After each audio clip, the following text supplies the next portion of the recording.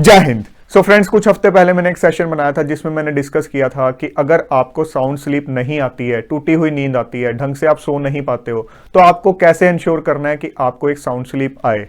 But कुछ students, कुछ youngsters ऐसे भी होते हैं जिनको ओवर स्लीपीनेस की दिक्कत होती है। आपको स्टूडेंट्स में ऐसे बहुत से स्टूडेंट्स मिलेंगे जो कि जब भी पढ़ने बैठते हैं तो उनको नींद आनी स्टार्ट हो जाती है। तो आज के सेशन में हम डिस्कस करेंगे कि इस चीज का कारण क्या है, उस कारण को पिन पॉइंट करेंगे और उसके बाद इसका सॉल्यूशन भी साथ में डिस्कस करेंगे। अगर तो आप स्कूल या कॉलेज स्टडीज कर रहे हो तो बात समझ आती है कि उसमें से कुछ सब्जेक्ट्स आपके इंटरेस्ट के होंगे, कुछ सब्जेक्ट्स आपके इंटरेस्ट के नहीं होंगे। तो जो सब्जेक्ट्स आपको बोरिंग लगते हैं तो हो सकता है उनको पढ़ते हुए आपको नींद आए क्योंकि वो आपको बोझ की तरह लग रहे हैं। बट अगर आप किसी कॉम्पिटिटिव एग्जाम की प्रिपरेशन कर रहे हो, एक ऐसे करियर फील्ड में जाने की चाह रख रहे हो जो कि आपने खुद से चुना है, और फिर भी आपको ये दिक्कत आ रही है, हर सब्जेक्ट में दिक्कत आ रही है, तो दैट मीन्स आपने अपना करियर ही ढंग से नहीं चुना है। बिकॉज फिर इसका मतलब ये है कि आपको जुनून नहीं है अपने ड्रीम के लिए। जब तक आपको अपने सपने के लिए जुनून नहीं होगा तब तक आपको प्रिपरेशन फेज अच्छा नहीं लगेगा, आप उसको एंजॉय नहीं करोगे। आपके दिमाग में जुनून होना चाहिए कि मैं हार्डवर्क कर रहा हूं अपना एक सपना पूरा करने के लिए, और जब मैं अपना सपना पूरा करूंगा तो मैं इस टाइप की लाइफ जीऊंगा। और आपको एक दूर रोशनी की किरण दिखनी चाहिए जिसकी तरफ बढ़ते हुए आप हार्डवर्क करते जा रहे हो। आपको उस रोशनी की किरण तक पहुंचना है। सो आपको फीलिंग आनी चाहिए कि वो रोशनी की किरण मुझे अपनी तरफ खींच रही है। अगर आपके अंदर जुनून होगा तो ये स्लीपीनेस की दिक्कत काफी हद तक रिड्यूस हो जाएगी। मैं ये नहीं कह रहा हूं पूरी तरह चली जाएगी, बट काफी हद तक रिड्यूस हो जाएगी। सबसे पहला स्टेप है राइट करियर सिलेक्शन। और राइट करियर सिलेक्शन के लिए डिटेल्ड स्ट्रेटेजी मैंने अलग से एक सेशन में डिस्कस की है और उसका लिंक मैंने डिस्क्रिप्शन में दे दिया है। प्रॉपर स्ट्रेटेजी अडॉप्ट करके आप जब अपना करियर सिलेक्शन करोगे और उस रास्ते पे चलते हुए जब आपको किसी एग्जाम की प्रिपरेशन करनी है तो डेफिनेटली आपके अंदर जुनून होगा, और वो चीज, वो फायर आपके लिए बहुत ज्यादा जरूरी है। अब ऐसा नहीं है कि अगर आप एक एग्जाम के लिए एम कर रहे हो, प्रिपेयर कर रहे हो, तो सबके सब सब्जेक्ट, सारा का सारा सिलेबस आपके इंटरेस्ट का होगा। कुछ सब्जेक्ट्स डेफिनेटली आपके इंटरेस्ट के नहीं होंगे। लाइक जेई के अंदर 3 तरह के सब्जेक्ट्स हैं, उसके अलावा सिविल सर्विसेज में कई तरह के सब्जेक्ट्स हैं। कोई भी आप एग्जाम उठा लो, उसमें अलग अलग टाइप के आपको सब्जेक्ट, अलग अलग टाइप के सिलेबस मिलेंगे। कुछ स्टूडेंट्स को कोई पार्ट अच्छा लगेगा, कुछ स्टूडेंट्स को कोई पार्ट अच्छा लगेगा। जो पार्ट आपको अच्छा नहीं लगता वो पढ़ते हुए डेफिनेटली आपको लगेगा मुझे नींद आ रही है, मैं बोर हो रहा हूं। वैसे भी जब हम स्कूल में या कॉलेज में भी पढ़ रहे हैं तो भी हमें ये दिक्कत आती है क्योंकि सारे के सारे सब्जेक्ट्स हमारे इंटरेस्ट के नहीं होते हैं। तो इस चीज को ओवरकम करने के लिए हमें कभी भी एक ही तरह का सब्जेक्ट कंसिस्टेंटली लंबे टाइम के लिए नहीं पढ़ना है। खास करके वो सब्जेक्ट्स जो कि हमें बोरिंग लगते हैं उनको आपने शॉर्ट शॉर्ट इंटरवल्स में पढ़ना है। थोड़ा सा पढ़ो उसको, उसके बाद उस सब्जेक्ट को पढ़ो जो कि आपके इंटरेस्ट का है।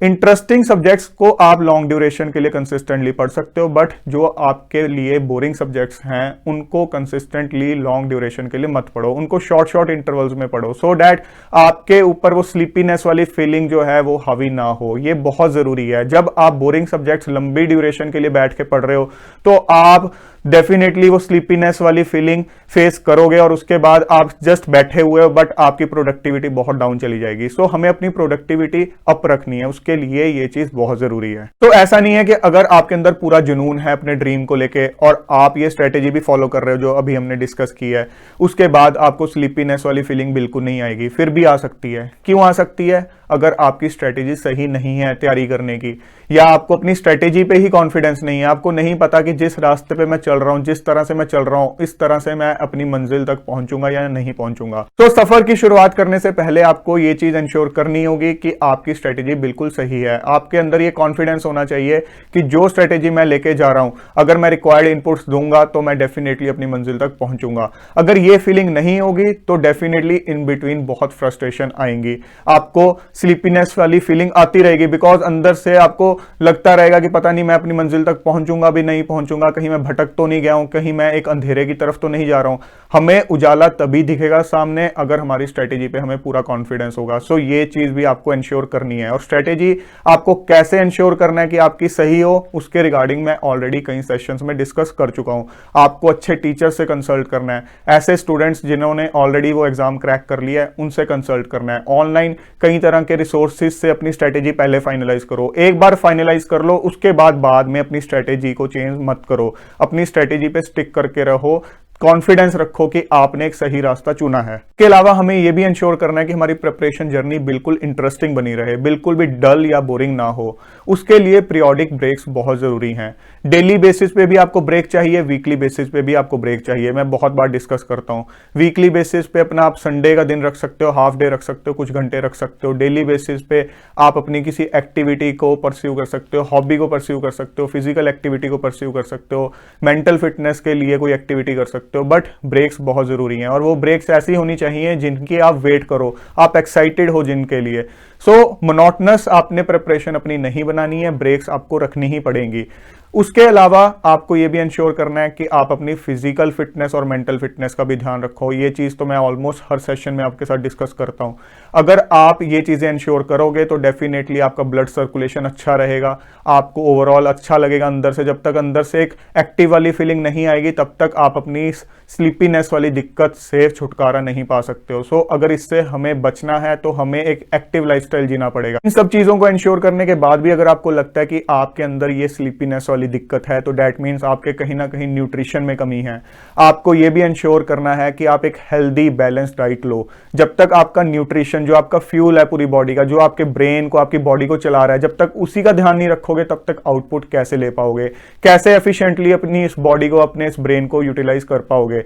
सो अगर आप चाहते हो कि अच्छे वे से एफिशिएंटली आप प्रिपरेशन करो, अच्छे वे से एफिशिएंटली आप आउटपुट दो अपना स्टडीज में, सो उसके लिए आपको अच्छा न्यूट्रिशन रखना है। पढ़ते हुए हमेशा हाइड्रेटेड रहना है, पानी को बिल्कुल भी नहीं भूलना है। ये नहीं है कि पढ़ रहे हैं तो पता ही नहीं है, याद ही नहीं है कितने कितने घंटे पानी नहीं पिया है। अपनी बॉटल हमेशा अपने पास रखो, रेगुलरली उसको फिल करते रहो और अपने आप को हाइड्रेटेड रखो। जब हाइड्रेटेड रहोगे तो अलर्ट मोड पे रहोगे, जब हाइड्रेशन का ध्यान नहीं रखते हो तो स्लीपीनेस की तरफ आप जाते हो। एक और इंपॉर्टेंट चीज जिसका आपको ध्यान रखना है वो ये है कि आपको कॉन्टिन्यूटी में 7 से 8 घंटे की नींद लेनी है। कुछ स्टूडेंट्स इस टाइप की गलती करते हैं कि 2 या 3 स्लॉट्स बना लेते हैं छोटे छोटे नींद के, और बाद में जब इन बिटवीन पढ़ते हैं तो इतना ज्यादा एक्टिव नहीं फील करते हैं। स्लीपीनेस वाली दिक्कत धीरे धीरे आनी स्टार्ट हो जाती है।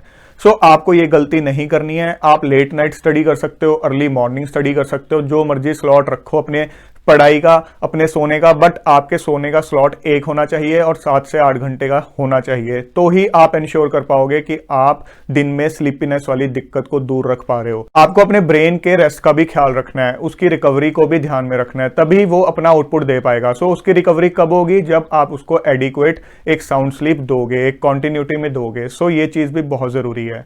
सो अगर इन सब चीजों का ध्यान रखते हुए भी आपको लगता है कि कई बार बीच में स्लीपीनेस वाली दिक्कत आ रही है, तो जब भी आपको इस तरह की फीलिंग आती है तो उस टाइम चेयर से उठ जाओ, जबरदस्ती मत बैठे रहो। थोड़ा सा वॉक करो, आंखों में ठंडे पानी के, साफ पानी के छींटे मारो, हल्का फुल्का आप स्नैक्स भी ले सकते हो, बट उस टाइम छोटी सी एक ब्रेक ले लो और वापस दोबारा पढ़ने बैठ जाओ। जरूरी नहीं है वही सब्जेक्ट पढ़ना है, अगर आपको उस टाइम डल फीलिंग आ रही है तो सब्जेक्ट चेंज कर दो, बट आपको इस तरह से एक ब्रेक लेनी पड़ेगी। जबरदस्ती मत बैठे रहो सीट पे, उस चीज का कोई फायदा नहीं है। हमने किसी को दिखाने के लिए नहीं पढ़ना है, हमने खुद के लिए पढ़ना है, अपने एक आउटपुट के लिए पढ़ना है। तो दोस्तों, अगर आपको लगता है कि इन सब चीजों का ध्यान रखने के बाद भी आपका पढ़ाई में मन नहीं लगता है, आपको नींद ही आती है, जबरदस्ती आपको पढ़ना पड़ता है, सो दैट मीन्स आपका इंटरेस्ट, आपका पैशन कुछ और है, वो पढ़ाई से रिलेटेड नहीं है। सो आपको आइडेंटिफाई करना है अपना रियल फील्ड। आपको एक बेसिक एजुकेशन लेने के बाद इस चीज का एम करना चाहिए कि जो आपने अपने पैशन वाला फील्ड, इंटरेस्ट वाला फील्ड आइडेंटिफाई किया है उसके लिए आप काम करो। जबरदस्ती किसी को दिखाने के लिए नहीं कि जबरदस्ती स्टडीज वाले फील्ड में घुसे हुए हैं, जबरदस्ती कॉम्पिटिटिव एग्जाम क्रैक करना है, नहीं। बेसिक एजुकेशन लो, वो जरूरी है, हम सबके लिए बहुत जरूरी है। आप किसी भी फील्ड में जाओ बट बेसिक एजुकेशन आपके पास होनी चाहिए। बेसिक एजुकेशन लेने का एम रखो और उसके बाद अपने इंटरेस्ट वाले फील्ड में आगे बढ़ो। दोस्तों, एक चीज समझ लो कि आपकी ये जिंदगी बहुत कीमती है और आपने अपनी एक कीमती जिंदगी एक सुस्त मोड में कोई जबरदस्ती काम करते हुए नहीं काटनी है। अगर काम करने के टाइम पे आप नींद लेते रहे तो बाद में रिग्रेट फील करोगे। इस नींद को लेने के बाद आप कोई सेटिस्फेक्शन नहीं फील करोगे, सिर्फ और सिर्फ गिल्ट फील करोगे। सो अपना पैशन आइडेंटिफाई करो, अपना इंटरेस्ट आइडेंटिफाई करो, उस फील्ड में दिन रात मेहनत करो, अपने आप को अच्छे से एग्जॉस्ट करो, ड्रेन आउट करो और उसके बाद एक चैन से भरी हुई नींद लो और वो नींद होगी आपकी सेटिस्फेक्शन से भरी हुई। जय हिंद।